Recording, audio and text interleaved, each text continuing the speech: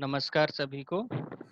आज हम लोग दीर्घ संधि के विषय में विस्तार पूर्वक समझेंगे और सोदाहरण व्याख्या के परिप्रेक्ष्य में इस संधि को देखेंगे।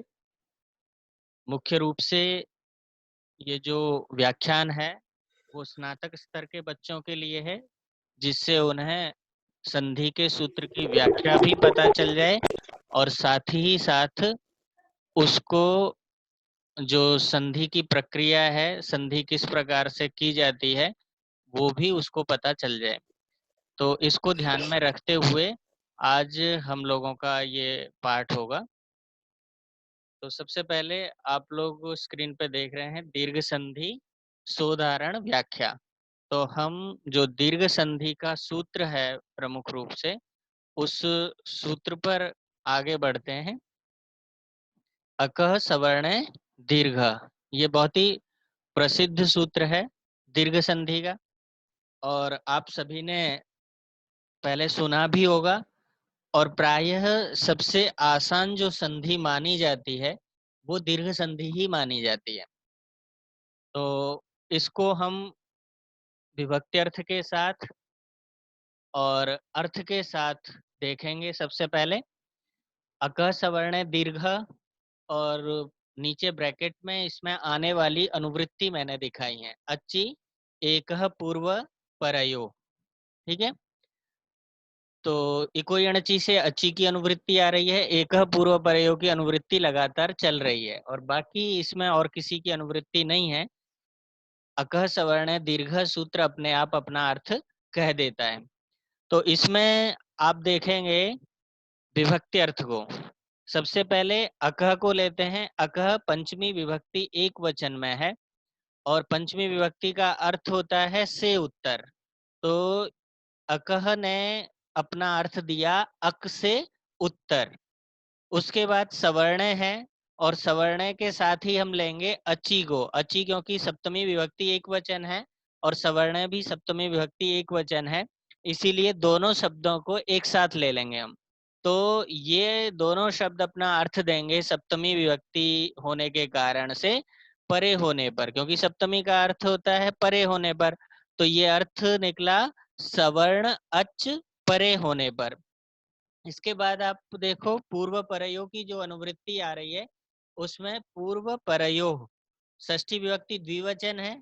तो यहाँ पर षष्ठी विभक्ति का अर्थ होता है के स्थान पर। तो ये अर्थ देगा पूर्व एवं पर के स्थान पर।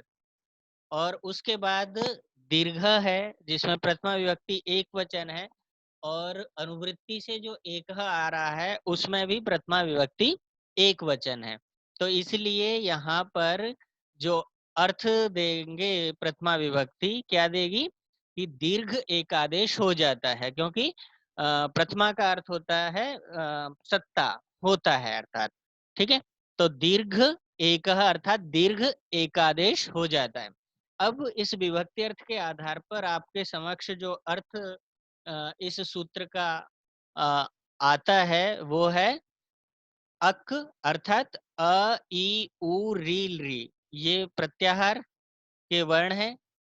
अक से उत्तर यदि सवर्ण अच, और अच में आई उ रील री ए ओ आई औ ये सारे वर्ण आएंगे स्वर, परे हो तो पूर्व एवं पर दोनों के स्थान पर दीर्घ एक आदेश हो जाता है, ठीक है। तो यहाँ पर दो प्रत्याहारों की बात की है। अक प्रत्याहार से उत्तर होना चाहिए और सवर्ण अच परे होना चाहिए। यहाँ पर जो अक प्रत्याहार के अक्षर हैं उनमें अ से तात्पर्य बड़ा आ भी है और प्लुत आ भी है। ई से तात्पर्य ह्रस्व भी, दीर्घ भी, प्लुत भी। इस तरह से सारे अक्षर जो हैं इनमें ह्रस्व दीर्घ प्लुत सभी का ग्रहण होता है, लेकिन संधियों में मुख्य रूप से हमें ह्रस्व और दीर्घ का ही प्रयोग देखने को मिलता है, प्लुत का प्रयोग नहीं देखने को मिलता है, ठीक है। क्योंकि प्लुत का जो संबंध है प्रायः उच्चारण से है, ठीक है। तो यहाँ पर इन्होंने कहा कि अक से उत्तर यदि सवर्ण अच अच परे होना चाहिए, तो अचों में भी क्या है, अ ई उ रील री ए ओ ऐ औ ये सारे अक्षर हैं। लेकिन यहाँ भी वही है कि इनके ह्रस्व और दीर्घ दोनों का ग्रहण होगा। अ से तात्पर्य दीर्घ अ भी है, री से तात्पर्य दीर्घ री भी है। इस तरह से ए से तात्पर्य जो है ओ ऐ औ। ठीक, ये जो ह्रस्व और दीर्घ अक्षर हैं इन सब का ग्रहण यहाँ पर हो जाएगा। यदि ये स्थिति पैदा होती है कि अक से उत्तर सवर्ण अच बाद में है, तो पूर्व एवं पर दोनों के स्थान पर दीर्घ एकादेश हो जाता है। ठीक है, तो यहाँ एक महत्वपूर्ण जो शब्द है उसको भी जान लेना हमारे लिए आवश्यक होगा, उसके बिना संधि समझ में नहीं आएगी। सवर्ण अच कहा कि सवर्ण अच परे हो तो पूर्व पर के स्थान पर दीर्घ आदेश हो जाता है, दीर्घ एकादेश हो जाता है। तो सबसे पहले हम इसको ही समझ लें कि सवर्ण किसे कहते हैं, क्योंकि सवर्ण समझ में आएगा तभी हम तय कर पाएंगे कि सवर्ण अच परे है या नहीं है।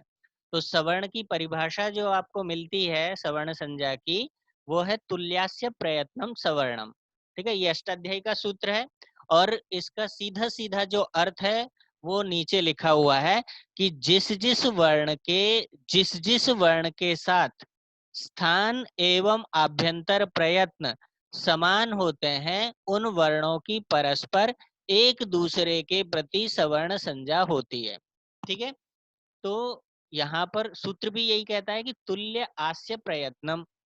आस्य का मतलब स्थान है, प्रयत्न का मतलब प्रयत्न है। वो आभ्यंतर और बाह्य दो तरह का होता है, लेकिन मुख्य रूप से हम आभ्यंतर प्रयत्न को यहाँ पर मिलाते हैं।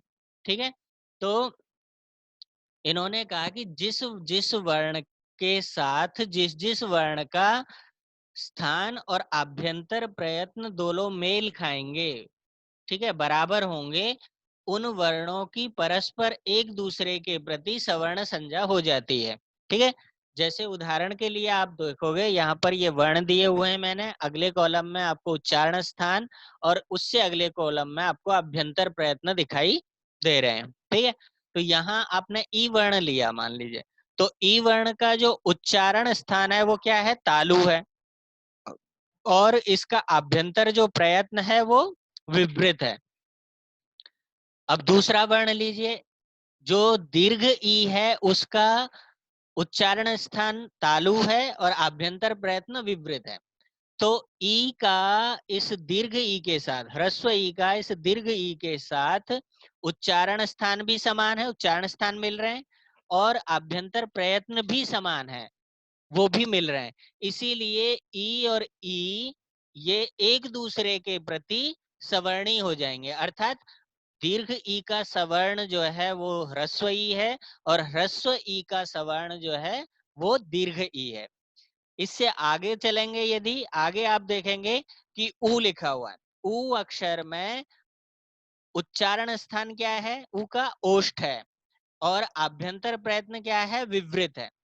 तो अब यहाँ पर आप देखेंगे कि ऊ का जो उच्चारण स्थान है वो ओष्ठ है, जबकि ई का उच्चारण स्थान क्या था, तालु था। आभ्यंतर प्रयत्न यद्यपि समान है, ई का भी वही है और ऊ का भी वही है, तो आभ्यंतर प्रयत्न तो यहाँ ई या ह्रस्व ई के साथ मिल रहा है इस ऊ का, लेकिन उच्चारण स्थान यहाँ पर नहीं मेल खा रहा है।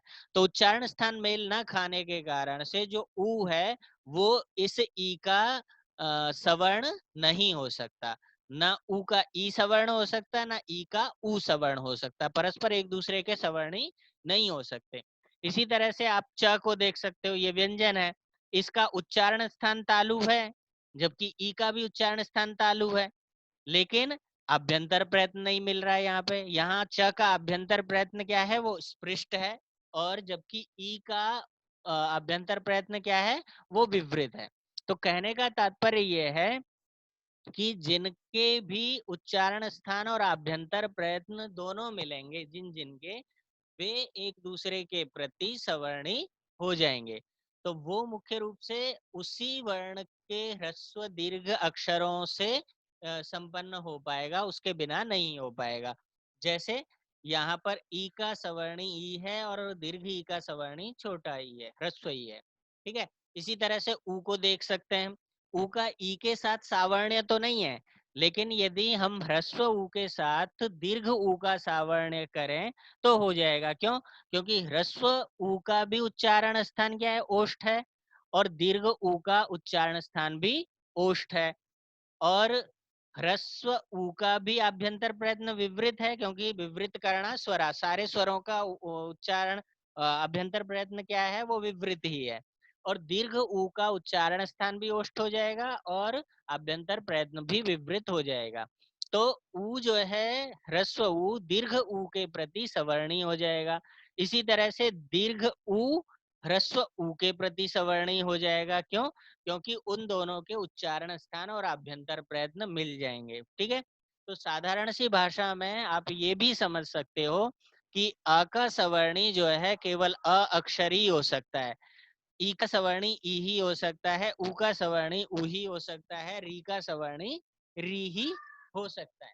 ठीक। अच्छा, इसके बाद के जो अक्षर हैं ए ओ ऐ औ, इनसे हमें मतलब नहीं है। क्यों? क्योंकि वहां पर जब बात करते हैं वो अकह सवर्ण है दीर्घ कि सवर्ण अच परे होना, अक से उत्तर होना चाहिए। तो अक जो है, अक में तो अ ई उ री री यही 5 अक्षर आते हैं केवल। तो जब अ ई उ री री ये 5 अक्षर आएंगे और इनके परे हमें सवर्ण अच देखना है। सवर्ण अच किसका होना चाहिए? सवर्ण अच होना चाहिए पहले वाले का सवर्णी। ठीक है, तो पहले वाला अक का अक्षर है, पहले वाला अक का अक्षर है, तो उसका सवर्णी भी जो है वो अक का अक्षर ही हो सकता है। जबकि ए ओ वगैरह जो है वो अक में नहीं आएंगे, वो आगे पहुंच जाएंगे अच में। तो इसीलिए यदि सवर्ण अच परे हो, लेकिन सवर्ण अच किसका परे हो, किसका सवर्ण अच होना चाहिए जो परे हो, वो जब आपको पता होगा तभी आप इस संधि को कर पाएंगे। ये बात उदाहरण से और ज्यादा स्पष्ट हो जाएगी। आप देखो उदाहरण में, ऊपर मैंने सूत्र दिखा दिया है संक्षेप में कि अक जमा अच और ब्रैकेट में सवर्ण है, अर्थात सवर्ण अच होना चाहिए और बराबर दीर्घ। ठीक है, तो ये संधि का आपका सूत्र है संक्षिप्त। इसमें आप देखो अब दैत्य जमा अरि, इसकी हमें संधि करनी है। तो सारे शब्दों को आप तोड़ोगे, द में ऐ मिला हुआ है, त है, त के बाद आधा य है और उसके बाद अ है, और उसके बाद जमा, जमा के बाद अरी का अ र ई, ये स्थिति है। संधि आपको करनी है अ जमा अ के बीच में। ठीक है, तो सूत्र जो घटाना है आपको वो अ जमा अ के बीच में घटाना है। अब यहाँ पर अ जमा अ के बीच में जब आप घटाओगे तो अक होना चाहिए पहले। तो अक में अ आता है, क्योंकि अ ई उ रील री ये 5 अक्षर होते हैं अक में। ठीक है, और अक से उत्तर क्या होना चाहिए? अच होना चाहिए, अच भी है। अ ई उ रील री ए ओ ऐ औ ये सारे के सारे अच हैं। ठीक है, लेकिन अच कौन सा होना चाहिए? सवर्णी ही होना चाहिए। ठीक है, सवर्ण किसका सवर्ण? इस पूर्व वाले का सवर्ण होना चाहिए। तो यहाँ पर अ है, इसका सवर्णी अ ही हो सकता है। इसका सवर्णी दीर्घ आ तो अच हो सकता है, लेकिन यदि इस अ की जगह पर वाले अ की जगह पर ई होता तो फिर यहाँ पर मुश्किल हो जाती। क्यों? क्योंकि यहाँ फिर अक से उत्तर अच तो मिलता, क्योंकि ई अच में तो आता है, लेकिन वो सवर्णी नहीं होता, वो सवर्ण का अच नहीं होता। इसीलिए इन्होंने कहा कि अच तो होना चाहिए, लेकिन अच के साथ शर्त क्या है कि अच भी सवर्ण ही होना चाहिए। तो सवर्ण होने से तात्पर्य यह है कि जो अक्षर आदि में होगा, आदि वाले शब्द में होगा, वही अक्षर अंत वाले में होगा। मतलब जो अक्षर पूर्व वाले शब्द के अंत में होगा, वही अक्षर पर वाले शब्द के आदि में भी होना चाहिए। इतना फर्क हो सकता है कि जो है वो ह्रस्व हो, चाहे दीर्घ हो, चाहे प्लुत हो, उससे फर्क नहीं पड़ेगा। लेकिन सवर्ण तभी हो सकता है जब वो उसी के रंग रूप का अक्षर होगा। ठीक है, तो यहाँ पर अब आपकी सवर्ण अच भी शर्त पूरी हो जाती है कि अक से उत्तर सवर्ण अच यहाँ पर परे है, तो पूर्व और पर, पूर्व यहाँ पर अ है और पर में भी अ है, तो इन दोनों के स्थान पर, पूर्व और पर दोनों के स्थान पर क्या हो जाता है, दीर्घ एकादेश हो जाता है। ठीक है, तो यहाँ उनकी सवर्णता मैंने दिखाई है कि जो अ है उसका भी उच्चारण स्थान और आभ्यंतर प्रयत्न क्या है, कंठ और विवृत है, और इधर जो अ है उसका भी उच्चारण स्थान क्या है, कंठ और विवृत है। ठीक है, तो इन दोनों का सावर्ण है, और सवर्ण होने के कारण से पूर्व और पर इन दोनों के स्थान पर एक आदेश, एक था ना कि एक आदेश हो जाता है, दो की जगह पर एक होना एक आदेश कहलाता है, तो एक आदेश हो जाएगा। एक आदेश कौन सा होगा, तो इन्होंने कहा दीर्घ एक आदेश, कि जो अक्षर है उसी अक्षर का दीर्घ वाला अक्षर का आदेश हो जाएगा। तो यहाँ भी अ था, यहाँ भी अ था, तो इन दोनों का दीर्घ आदेश क्या है, यहाँ पर बड़ा आ हो जाएगा, और बड़ा आ हो जाएगा तो आपका जो शब्द है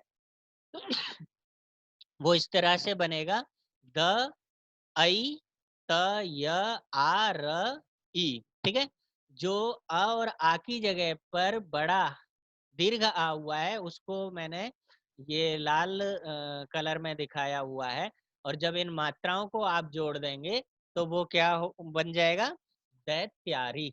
ठीक है, तो इस तरह से आपकी दीर्घ संधि यहाँ पर संपन्न हो जाएगी। तो ये सबसे आसान संधि भी मानी जाती है। अब अगला दूसरा उदाहरण देख सकते हो आप, अक का, क्योंकि अक में अ ई उ रील री ये 5 अक्षर ही आते हैं, तो प्रायः जो उदाहरण आपको मिलेंगे वो पूर्व वाले शब्द में अक प्रत्याहार ही आपको दिखाई देगा, चाहे वो ह्रस्व हो चाहे वो दीर्घ हो, लेकिन होगा अक प्रत्याहार का अक्षर। और जब वो अक प्रत्याहार आदि में होगा, मतलब पूर्व वाले शब्द में होगा, तो फिर पर वाले शब्द में भी अक ही लाना पड़ेगा, क्योंकि सवर्णता तभी सिद्ध होगी। ठीक है, तो अब आपके पास जो स्थिति बनी है वो क्या है, श्री शह, इसकी सिद्धि आपको करनी है। श्री जमा ईशः, इसको जब आप तोड़ोगे, अलग अलग अक्षरों को करोगे, तो श र ई जमा ई और श और अह। ठीक है, अब यहाँ पर आप देखोगे कि संधि किस किस के बीच में होनी है, संधि होनी है आपकी ई और ई, दोनों जगह पर ई है। ठीक, तो पहले तो आप घटाइए कि अक सवर्ण दीर्घ घटता है कि नहीं घटता है। ठीक, तो अक में पूर्व वाला अक्षर आना चाहिए, पूर्व शब्द का अंतिम अक्षर, तो ये अक में आता है अ ई उ रील री। क्यों आता है, क्योंकि जहां पर अ ई पढ़ रहे हैं प्रत्याहार में, वहां ई का मतलब ह्रस्व के साथ साथ दीर्घ ई भी है और प्लुत ई भी है, तो यहाँ दीर्घ ई है, तो इसीलिए ये अक प्रत्याहार ही माना जाएगा। उसके बाद कहा कि अक से उत्तर क्या होना चाहिए, सवर्ण अच परे होना चाहिए, तो ये अच है, क्योंकि अयु से लेकर के पूरा अयौच तक अच होते हैं, तो ये अच भी है। अच तो है, लेकिन अच के साथ साथ क्या है, सवर्ण भी होना चाहिए। अच तो कोई भी हो सकता था, इसकी जगह पे एश भी हो सकता था, वो भी अच होता, लेकिन वहां पे संधि नहीं हो पाती फिर। क्यों, क्योंकि ए जो है वो ई का सवर्णी नहीं बन पाता। ठीक है, ई का जो उच्चारण स्थान है वो क्या है, तालु है, और प्रयत्न क्या है, विवृत है, क्योंकि सारे स्वरों का प्रयत्न विवृत है, मैंने नीचे दिखाया भी है। और इसी तरह से दीर्घ ई इधर भी है, तो उसका भी तालु और विवृत ही है, तो तालु और विवृत होने के कारण से बड़ी ई का सवर्णी बड़ी ई है। तो चाहे यहाँ छोटा ई हो, यहाँ बड़ा हो, या यहाँ छोटा ई हो, यहाँ भी छोटा हो, चाहे यहाँ बड़ा हो, यहाँ बड़ा हो, चाहे यहाँ दीर्घ हो और यहाँ ह्रस्व हो, किसी भी स्थिति में यदि वही अक्षर उसका सवर्णी है, कोई भी सवर्णी अक्षर है, तो पूर्व और पर के स्थान पर क्या हो जाता है, दीर्घ एक आदेश हो जाता है, दोनों की जगह पर एक आदेश हो जाता है। दोनों की जगह पर, दोनों ई की जगह पर क्या हो गया, बड़ी ई हो गया। ठीक, अब आप सवाल करोगे कि बड़ी ई तो पहले से ही थी, तो फिर उसकी जगह पे बड़ी ई क्यों करने का क्या लाभ हुआ, तो वो मैं तुम्हें पहले भी बता चुका कि ये पाणिनि का नियम जहाँ घटेगा वहाँ पर आपको करना ही पड़ेगा, क्योंकि जो सूत्रों की प्रवृत्ति होती है वो बादलों की तरह होती है, बारिश की तरह होती है।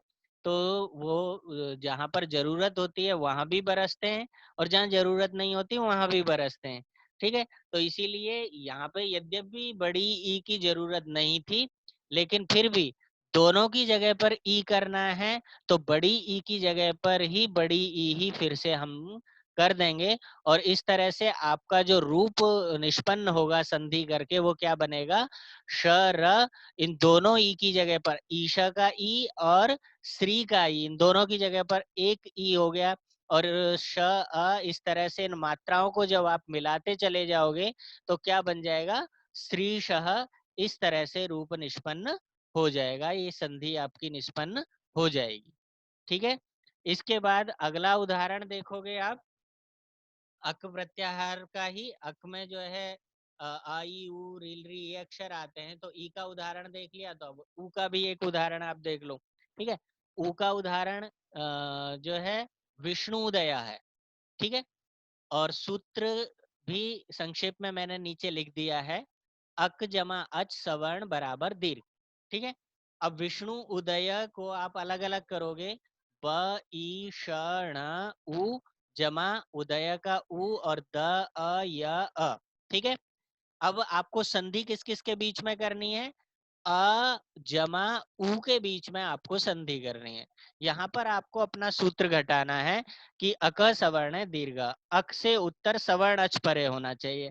तो अक ये है ही, क्योंकि अ ई उ रील री ये अक्षर आते हैं, तो यहाँ पे ह्रस्व उ है, तो इसीलिए इसकी जगह पे यद्यपि दीर्घ भी हो सकता था तो भी अक माना जाएगा, लेकिन यहाँ ह्रस्व है तो स्पष्ट ही ये अक में आता है। उसके बाद पर वाले शब्द में क्या होना चाहिए? अच होना चाहिए। अच उ है ही और अच के साथ क्या शर्त है कि सवर्ण अच होना चाहिए। तो सवर्ण देखने के लिए हमें पहले वाले अक्षर का आभ्यंतर प्रयत्न और स्थान देखना पड़ेगा। यदि वही स्थान और आभ्यंतर प्रयत्न पर वाले अक्षर के भी हैं, तो फिर वो एक दूसरे के प्रति सवर्णी हो जाएंगे, ठीक है? तो ऊ का जो आभ्यंतर प्रयत्न और उच्चारण स्थान है वो है ओष्ठ और विवृत, ठीक है? उपपदमानीया नाम ओष्ठ और विवृत करना स्वरा। ऐसे ही जो है इसका भी ओष्ठ और विवृति हो गया, तो दोनों क्या है एक दूसरे के प्रति सवर्णी हो गए। सवर्णी होने के कारण से यहाँ पर इन पूर्व और पर के स्थान पर एक आदेश हो जाता है। तो एक आदेश का मतलब है दो की जगह पर एक होना, लेकिन एक आदेश कौन सा होगा? तो वो दीर्घ जो है अक सवर्ण दीर्घ, दीर्घ शब्द कहता है कि एक जो आदेश होगा वो दीर्घ वाला आदेश होगा, दोनों की जगह पर दीर्घ एक कर दो, ठीक है? जो अक्षर है उसी का दीर्घ आदेश बना दिया हमने। ऊ था ह्रस्व, लेकिन इसका दीर्घ आदेश कर दिया और दीर्घ आदेश करके जब आप इनको मिलाएंगे, मात्राओं को पृथक पृथक करेंगे कि व में ई जुड़ा हुआ है, श आधा है, ण आधा है और उसमें जो ऊ जुड़ा हुआ था और उदय का जो ऊ था, इन दोनों की जगह पर एकमात्र ऊ आ गया बड़ा, जो आपको रेड कलर में दिखाई दे रहा है। और उसके बाद के जो शब्द है आधा द था, आ था, य था, अह था, ये वैसे के वैसे आ जाएगा। इन सारी मात्राओं को जब आप जोड़ते चले जाओगे तो अपने आप ही ये शब्द क्या निष्पन्न हो जाएगा? ये विष्णुदयः शब्द निष्पन्न हो जाएगा, ठीक है? इसी तरह से अब अगला उदाहरण देखिए। अगला उदाहरण री से संबंधित है, क्योंकि अ ई उ रील री ये 5 अक्षर जो है आपके आते हैं। तो वैसे ही संक्षिप्त रूप में आपको सूत्र दिखाई दे रहा है जिससे आप सूत्र को घटा सकें उदाहरण में। होत्री जमा रिकारः है। होत्री जमा रिकारः को जब आप अलग अलग करोगे तो ह में ओ जुड़ा हुआ है और त में री जुड़ा हुआ है स्वर। उसके बाद जमा है और रिकारः का री है, क में आ जुड़ा हुआ है और क में अ जुड़ने के साथ साथ क्या है? क में अ जुड़ने के साथ साथ आ जुड़ा हुआ है और रा है और उसमें अ जुड़ा हुआ है, ठीक? तो इसको आप इस तरह से देख सकते हो किस किस के बीच में संधि आपको करनी है, पहले आपको ये ध्यान होना चाहिए कि संधि किस किस के बीच में आपको करनी है। और संधि जब आप करोगे, एक मिनट, संधि करने के बाद आपको संधि के लिए सूत्र की परिभाषा घटानी पड़ेगी। ठीक है, तो इसमें आप री जमा री के साथ जब संधि करना चाह रहे हैं तो अक सवर्ण दीर्घ क्या कह रहा है कि अक से उत्तर, तो आरंभ का जो री है वो अक में आ ही रहा है, और उसके बाद अच जो है वो री है, और क्या होना चाहिए, अच जो होगा वो भी सवर्णी ही होना चाहिए। तो यहाँ पर सवर्णी ही है, क्योंकि री का जो उच्चारण स्थान और प्रयत्न है वो मूर्धा विवृत है। ठीक है, और इधर री जो है उसका भी मूर्धा विवृत है सीधा सा। तो दोनों के उच्चारण स्थान और आभ्यंतर प्रयत्न सेम होने के कारण से, तुल्य होने के कारण से एक दूसरे के प्रति सवर्णी है। तो अक से उत्तर यदि इसका सवर्ण अच परे हो तो, ठीक है, तो अच परे है और इसका सवर्णी भी है, तो इसीलिए ये पूर्व और पर के स्थान पर, दोनों के स्थान पर एक आदेश हो जाएगा, अर्थात दीर्घ आदेश हो जाएगा। एक तो हो जाएगा लेकिन कौन सा, दीर्घ आदेश हो जाएगा। तो री जमा री, इन दोनों की जगह पर दीर्घ री हो गया। दीर्घ री में आप देख रहे हो ये डबल री लगता है इस तरह से, री में एक, ह्रस्व में, और दीर्घ में फिर डबल री लगता है। ठीक, तो इस तरह से जब आप इसको देखोगे कि जो हमने मात्राएं अलग की थी कि ह में ओ था और त में री जुड़ा हुआ, तो त में जो री जुड़ा हुआ था उसके स्थान पर, और रिकारा का जो री था उसके स्थान पर, इन दोनों के जगह पर एक री आ गया है, दीर्घ री। उसके बाद क में आ, र और अ है। इन मात्राओं को लगातार यदि आप जोड़ते चले जाओगे तो क्या बन जाएगा आपका, होत्रिकारः, इस तरह से बन जाएगा। ठीक, तो ये आपका री का उदाहरण हो गया। उसके बाद री बचता है वैसे, लेकिन री क्या है, री वर्ण से दीर्घा न संति। जब मैंने आपको वर्णों को पढ़ाया था आरंभ की क्लास में, मैंने बताया था कि री जो अक्षर होता है उसका प्लुत होता है और ह्रस्व होता है, लेकिन उसका दीर्घ नहीं होता है। तो दीर्घ नहीं होता है तो स्वाभाविक सी बात है कि यहाँ पे दीर्घ संधि भी नहीं होगी उसकी। ठीक है, तो दीर्घ संधि नहीं होगी तो अ यू री की ही संधियां आपको दिखाई देंगी मुख्य रूप से। ठीक है, तो इसके अन्य भी बहुत सारे उदाहरण हो सकते हैं और बहुत सारे उदाहरण मिलते हैं, जैसे विद्या जमा आलय है तो वहां आ जमा आ है। तो पूर्व वाले शब्द में कोई अक्षर हो, पर वाले शब्द में कोई अक्षर हो, लेकिन शर्त यह है कि वो सवर्णी होना चाहिए। चाहे आगे ह्रस्व हो जाए पीछे दीर्घ हो, आगे ह्रस्व हो तो पीछे ह्रस्व हो, आगे दीर्घ हो पीछे ह्रस्व हो, क्योंकि परस्पर सवर्ण संज्ञा है। यदि री का पर वाला सवर्णी है तो पर वाले का पूर्व वाला भी सवर्णी अवश्य होगा, और या फिर पूर्व का यदि पर वाला सवर्णी नहीं है तो पर वाले का पूर्व वाला भी सवर्णी नहीं हो सकता। तो इसीलिए जब एक दूसरे के प्रति सवर्णी होते हैं तो इससे कोई फर्क नहीं पड़ेगा कि ह्रस्व अक्षर पूर्व वाले शब्द में है या पर वाले शब्द में है, केवल दोनों तरफ आपके सवर्णी अक्षर होने चाहिए, चाहे वो दीर्घ दीर्घ हो, चाहे ह्रस्व ह्रस्व हो, चाहे ह्रस्व दीर्घ हो, चाहे दीर्घ ह्रस्व हो। तो उन दोनों के स्थान पर, पूर्व और पर के स्थान पर मिलाकर के क्या है, दीर्घ आदेश एक हो जाएगा, एक आदेश हो जाएगा, दो की जगह पर एक आदेश, और वो भी दीर्घ वाला आदेश ही हो जाएगा। ये आपका ढेर सारे उदाहरण इस संधि के बन सकते हैं और आप अपने आप इनको बना करके भी देख लेना। ठीक है, तो इस तरह से आपकी दीर्घ संधि यहाँ पर मुख्य रूप से जो उदाहरण थे उनके माध्यम से मैंने आपको समझाई है।